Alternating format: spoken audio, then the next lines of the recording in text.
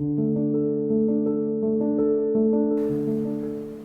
at the New Angel Mounds, it's really important for us to bring those peoples that lived there sort of back to life in the minds of our visitors, and know that real people live there and that their modern ancestors exist. So we wanted to really emphasize that connection by placing artifacts that we dug up from Angel Mounds with modern representations or modern works inspired by those. So it's really all about that sort of juxtaposition. It's all about people in the end, and bringing those people back to life in the minds of our visitors.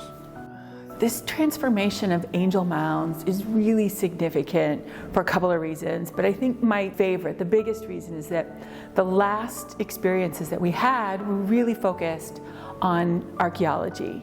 Archaeology really drove the story and was a big part of those experiences, but for this transformation, we really look at archaeology as just one bit of the evidence.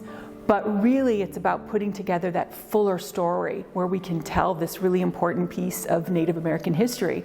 And that took a lot more than just the archaeology.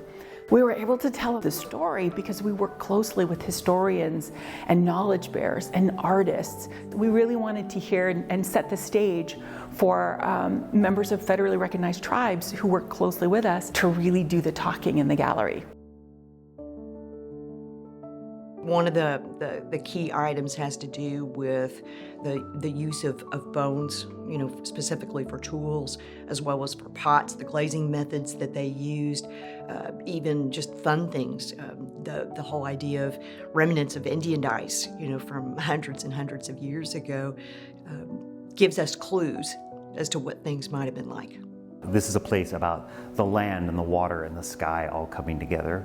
That's one thing to have in a label, that's one thing to hear from someone, but some of that we want people to feel, and we want people to get that sort of numinous sense that can't be quite communicated, that you just have to get. And so we ended up engaging artists in recreating objects that are inspired by archaeological artifacts. So those are things that don't quite exist anymore. They're wood, they're leather, they're textiles, and so we have weaving, we have new arrows that were made, and artists that are still working in that space. You'll see a lot of that dialogue between our modern ancestor advisors and the archaeological things that were pulled out of the ground.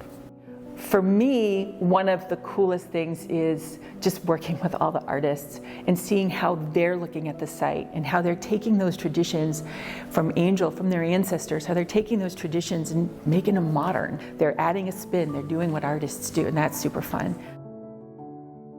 And we really have focused on something different, I think more unique, and something that's more personable, that everyone can engage with. It's less about the things that are coming out of the ground rather than the meaning that we can all find there today.